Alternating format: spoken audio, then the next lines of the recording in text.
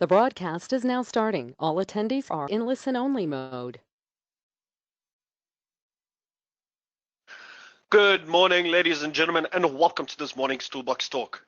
Same as always, guys, my name is Sean Frey, and I will be the organizer for this session. As it is only a half an hour session, guys, I am going to keep this short and sweet. So at any point in the webinar, please feel free to drop any questions, comments, or critiques in the questions tab. They come through to me. Do not worry, you will not disturb Chris. They come through to me, and if it is a question on the service itself, I'll go ahead and answer it right then and there. If it is a question on the source material, however, I do leave that up to the professionals, and Chris will answer it at the end of the webinar. Other than that, guys, normal Tuesday morning. Thanks so much for joining us, and I hope you get absolutely everything you can out of the session. Thanks so much and enjoy the session. Chris, are you there? Yes, thank you very much, Sean, and a very big and warm welcome to all of our Joburg viewers and to all of those from around the country. Thank you very much for joining us, as well as attending another Toolbox Talk brought to you by FEM and IOPSA, our two sponsors. Again, wonderfully done by Sayosh, accrediting this Toolbox Talk with 1 CPD point. We really appreciate it, as well as the work that all three of these companies do to promote occupational health and safety within South African industry. So this is again presented by myself, Chris from OHSS Consulting. And first off, I'd just like to say a very big thank you to everyone who has been keeping in touch with me via email, and especially for the suggestions coming through. Today we are dealing with mental health at work. Many of us are affected by it. Many of us are not affected by it, but do not know exactly what it means.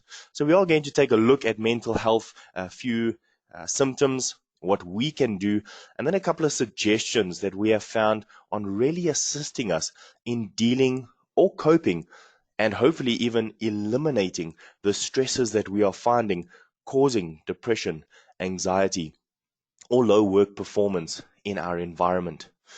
So I'd like to say thank you very much to Rudy Glock. He was the one that made the suggestion to actually speak about this. And it's really because a lot of times we just do not have enough information. And I was scouring the internet to get some South African statistics. I do have a couple. But I am going to share with you a little bit about the World Health Organization and what they were doing. So at the end of this webinar, I am going to speak to articulate it. We do have a beautiful handout, which is actually the mental health plan. It's a global plan that is designed by the World Health Organization back in 2013, which spans about 17 years of information that they wanted to deal with and how to really get mental health awareness across the entire globe. It's about a 50-page PDF manual that deals with mental health. So please, we do want to email this to you. If you do not feel that you want it, please let us know.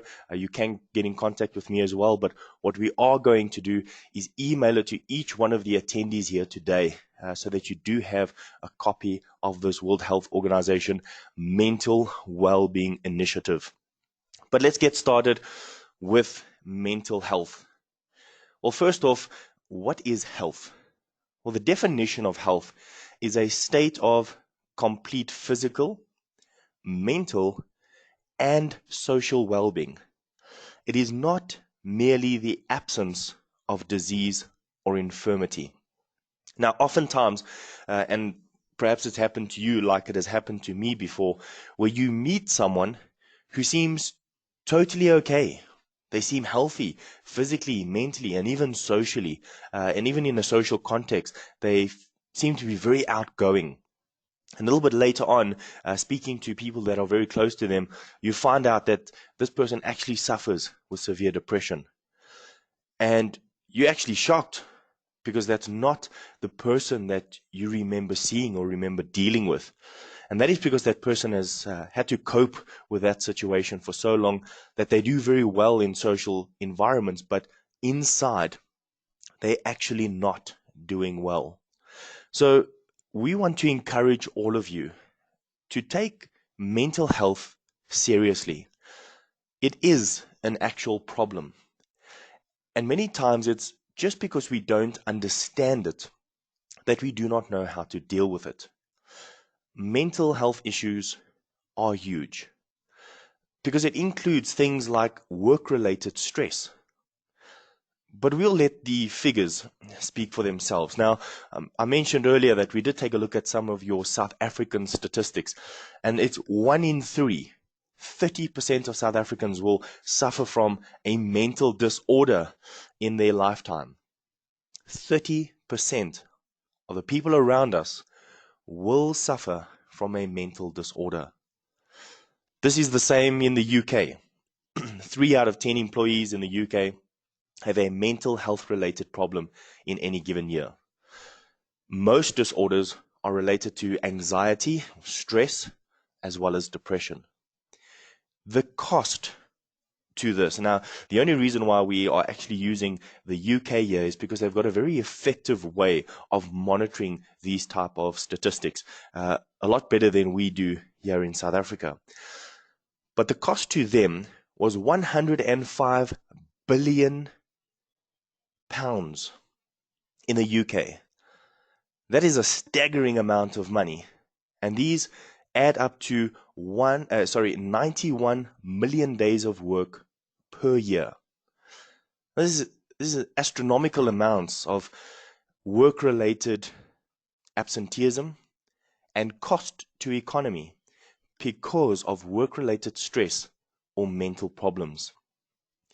So because of these facts, we can see that it is really worth investing in strategies to be able to not only recognize, but to deal with stress, depression, and other mental illnesses or issues that we find within our workplace. None of us are regarded as people who are professionals on mental illness. And I don't know if we do have any mental health professionals in the audience today, but I'm guessing that if there were, there might only be 1 or 2 out of the many that are attending. So none of us can actually speak professionally on this matter. But what we can do is take in the right information, know what to do, whether it is eliminating the cause of what is causing anxiety in our life, what is causing a workplace stress. But what we can also do is to try and help ourselves, all those dealing with this type of thing, to cope with these workplace stresses. But it starts with information. It starts with understanding that there is something we can do. Now, in May 2012, as I mentioned, the 65th World Health Assembly adopted the resolution of World Health Assembly 65.4. And this little resolution, the WHA 65.4, was brought in 2012, and it spans over, as I mentioned, many, many years, starting in 2013. And this was because of the global burden of mental disorders. And notice the need for a comprehensive, coordinated response from health and social sectors at the country level. Now, each one of us actually have a part to play in this very target or productive achievement of mental health comprehensive responses. And even if you are not a professional, even if you do not know what to do, there is still something that you can do. You do have an ability, and that is either by taking in the information and helping the person to get the needed help, or possibly you yourself doing something that can alleviate some sort of anxiety or stress that that person is going through. But it starts with us taking it seriously.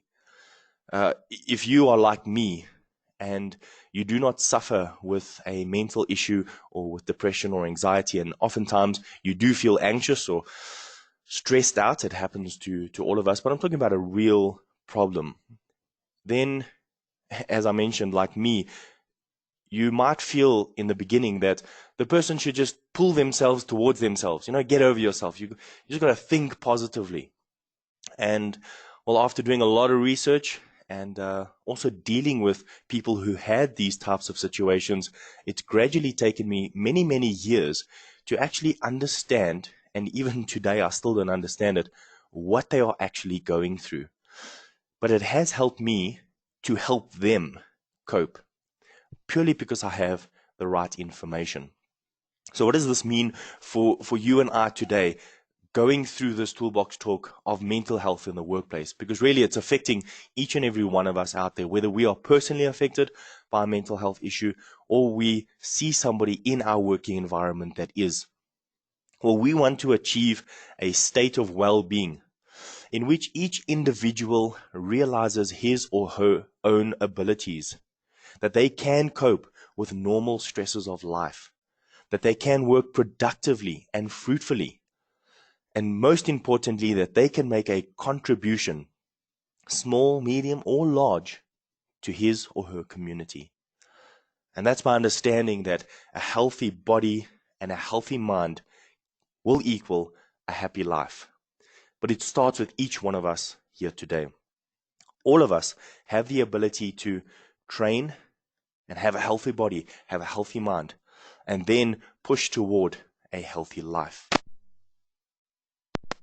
Some of the dangers that we have noticed because of anxiety or depression or these workplace stresses is really a huge drop in performance, a drop in attendance, timekeeping, energy, all of these things that are affected. Now, if any of you are managers or productive managers or employers, or even if you are an employee who is interested in the production and the pushing forward of your company to really grow in the economy, you will notice that all of these drops are very damaging to the economy.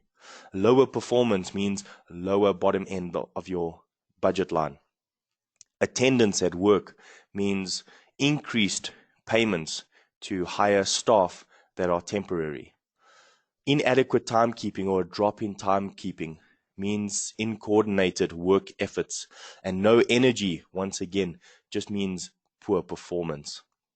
But then there is an increase of certain dangers, things like headaches, complaints, excessive intake of alcohol or caffeine, and a high rise in irritability. Now we ask ourselves, what can we do? The first thing we need to find out are what are the causes. Because once we know the cause, it's a lot like HIRA, hazard identification and risk assessment.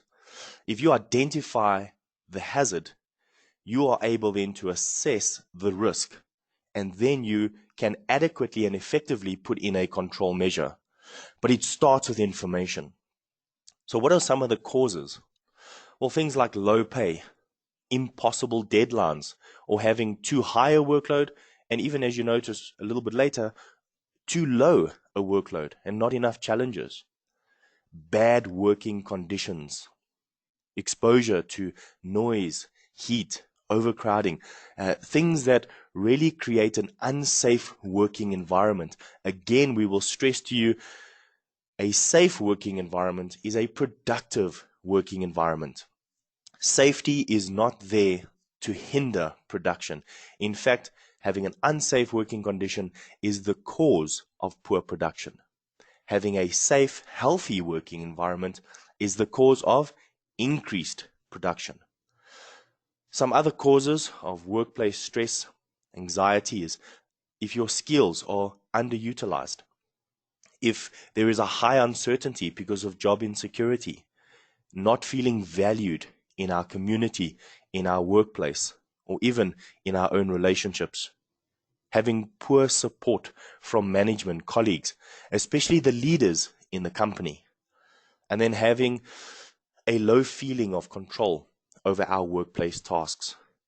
And this could be self-inflicted or even just because of the working environment that we are exposed to. Understanding which will help us to understand what to put in place in order to stop this from happening. Now, as we mentioned earlier, the World Health Organization has put together an action plan. And these are the 4 objectives that they said they want to achieve in the next coming years. They want to be able to strengthen effective leadership. Leadership for mental health. Is that something you can do in your organization? Do you have leaders in your organization? Can you strengthen that toward mental health? They want to provide comprehensive, integrated, and responsive medical health, especially when it comes to community-based settings. Can we, in our organization, provide the information that is comprehensive, integrated, and responsive toward mental health? Implementing strategies for promotion and prevention of mental health. This can be done again by collecting the correct information and just introducing it into our current system of works. And then strengthen information systems, evidence, as well as research for mental health. Now, I'd like to try a little experiment, if I may.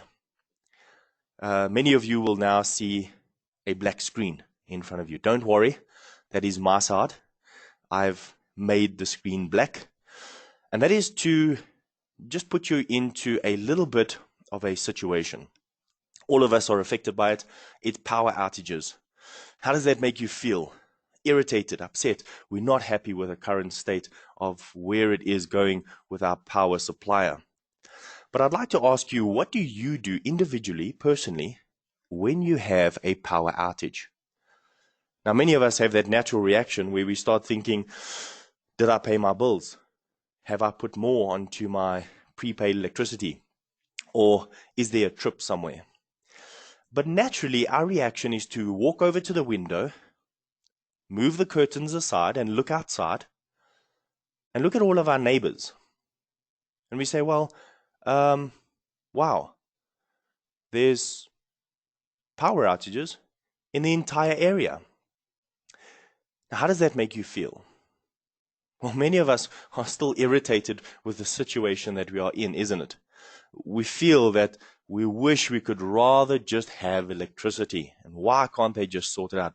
But as soon as you've realized that you are not alone, you cope with your situation. It doesn't change your situation. You are still without electricity. But if you were alone, you would stress. You would be anxious, trying to figure out, why is this happening to you?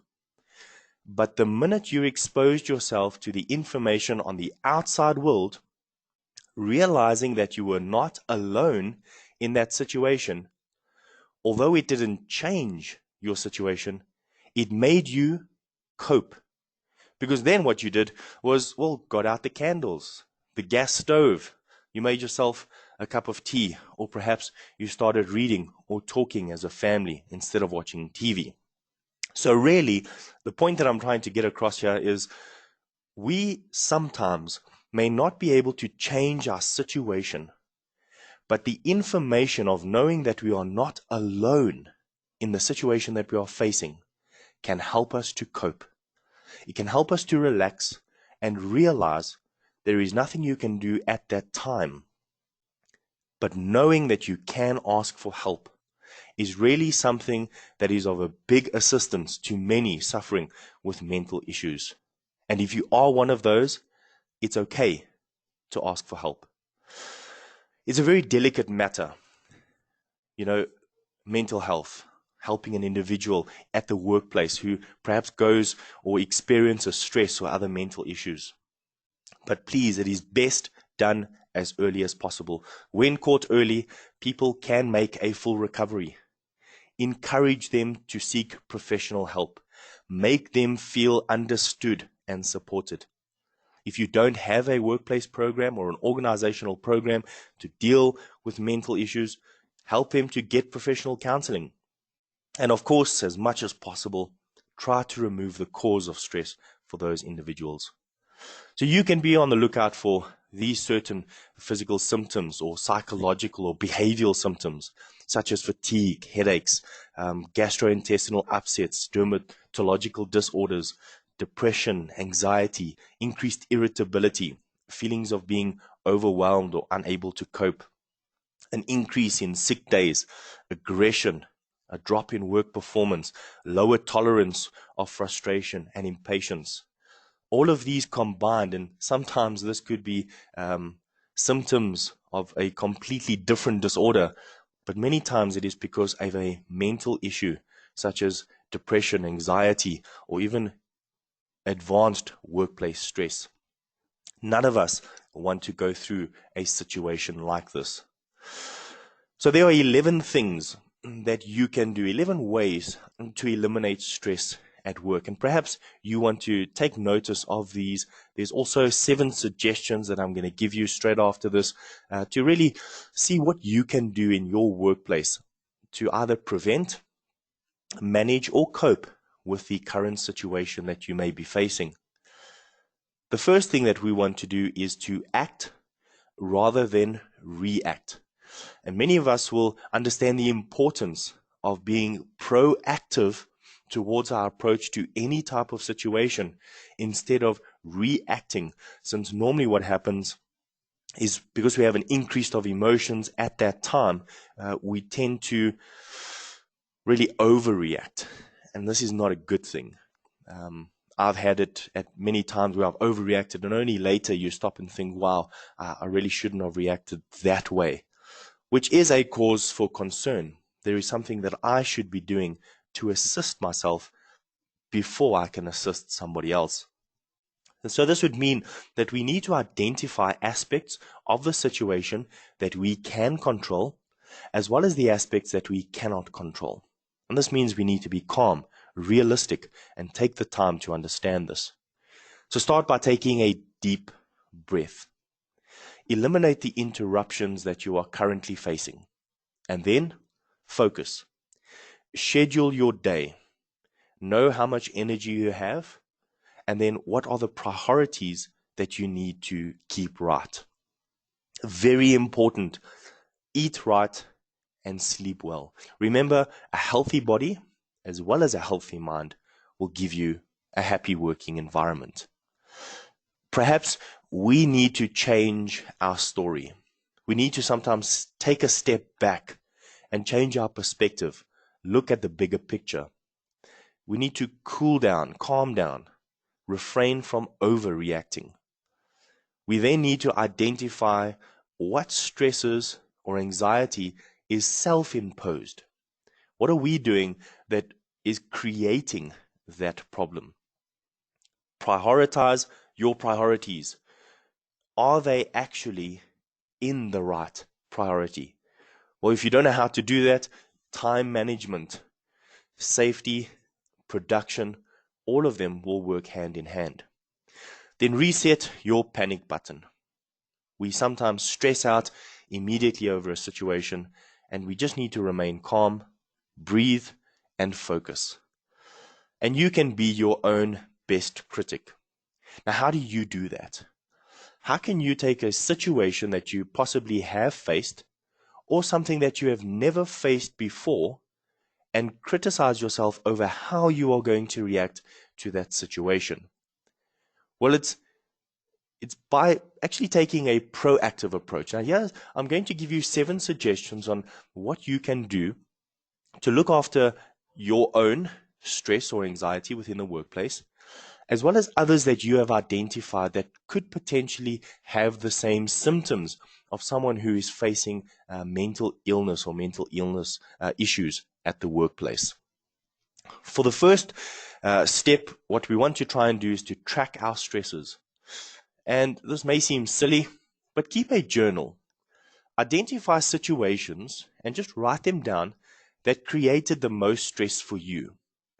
Once you've identified the situation, it could be traffic, it could be arriving at the office and nobody has bought milk for the coffee in the morning. It could be small, insignificant things. It could be bigger things, such as clients not paying on time or increase in productivity, but a low in morale. Any of these situations that causes stress, no matter how insignificant it may seem to others, if it is significant to you, make a note. And then make a note of how you responded to them. And record things such as your thoughts, your feelings, and information about the environment that you were in. Did you raise your voice? Did you start eating? Did you go for a walk? Taking notes will help you to find patterns. And once we have found a pattern, we now know what will happen next. We cannot predict what will happen, but if we have a habit or a pattern, we can identify necessary things to avoid in the future. So the second thing that we want to do once we have identified these patterns is to develop healthy responses. And this is very difficult, and that's why the first word there is to develop healthy responses. Don't try and fight the stress with things like fast food, alcohol. We need to make it a habit to become a little bit better in our handling of situations. And this can come from exercise, getting good quality sleep, limiting our intake of things that stimulate us, things like caffeine, and then limit our activities such as computer usage, television usage, especially at night or when we get home. Then establish clear boundaries for yourself. We are in a 24-hour-a-day digital world. Many of us have so much to do. So create clear boundaries between these realms to reduce the potential for work-life conflict as well as the stress that accumulates with it. Take time to recharge. Remember, it is very important that we avoid burnout, because when we do burnout, you will take off more time than what was ever given to you for vacation. It's actually said that the days that you do not take off is the days that you will probably land up in hospital, because we need the recovery process. We need the switching off of work, and we want to unwind and relax so that we feel reinvigorated and then ready to perform at our peak levels. So we need to learn how to react. We can take many different techniques, whichever helps you in your situation, and take a few minutes each day to focus on simple activities such as breathing, walking, or enjoying a meal. Things that you may have found insignificant at a time, but actually become a very significant factor in coping with normal stresses or even advanced stresses at work. So put yourself out of order. Make sure that you take time to relax. Talk to your supervisor. A healthy employee is typically a more productive employee. Do not let this become a list of complaints, but rather a plan for managing the stress you have identified. Get support. Accept help from trusted friends, family members, and then help yourself to improve your own ability to manage stress. Your employer can assist you, your manager, your colleagues, your co-workers, anyone who you feel is trusted. If you continue to feel overwhelmed by work stress, perhaps you would need to speak to a professional. But in any way, you can get help. I'd like to say thank you very much to all of our attendees, as well as to all of the suggestions and for all the information. Again, Adele, Niemand, we want to say thank you so much for the amount of information you sent regarding the subject when we did mention it last week, as well as, again, to yourself, Rudy, for making the suggestion that we spoke about mental health. Now, today I'm not going to have a Did You Know section because it was a lot of information. To remind you, I do have a very nice handout that I would like to give to everyone, and ask if possible, if you do want it, I can email it to you, but we will send it to every single person if you did want it. Next week, we are going to look at cancer and workplace things that create cancer in our environment, just a bit of an information topic there. But then I'd like to focus most of the time on a case study on injury that we have faced in the past week. It's a case study that was investigated, and a lot of the things that we have found really is able to help us now in future to prevent the same injury from happening. And really, this is why we have toolbox talks such as this. We want to prevent accidents and injuries in the workplace. So please bear with me next week. We are going to discuss cancer just for a small portion of the toolbox talk, and then we're going to go in depth in this case study, how we can prevent workplace injuries when it comes to this specific thing. And there are certain things that actually the person felt was out of his control. And once we did the research, we could actually find that it was in his control. And I'd like to say thank you very much to Mr. Brown from IOPSA for providing this information. So look forward to seeing you all next week. It is a long weekend coming up, so I hope you enjoy it. Be safe. If you are going to relax, then do so.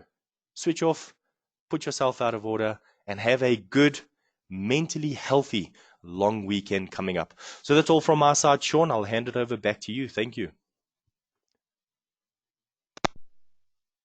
Thanks, Chris. Guys, we have got no questions this morning. We have just got a couple comments saying that it's the best one to date.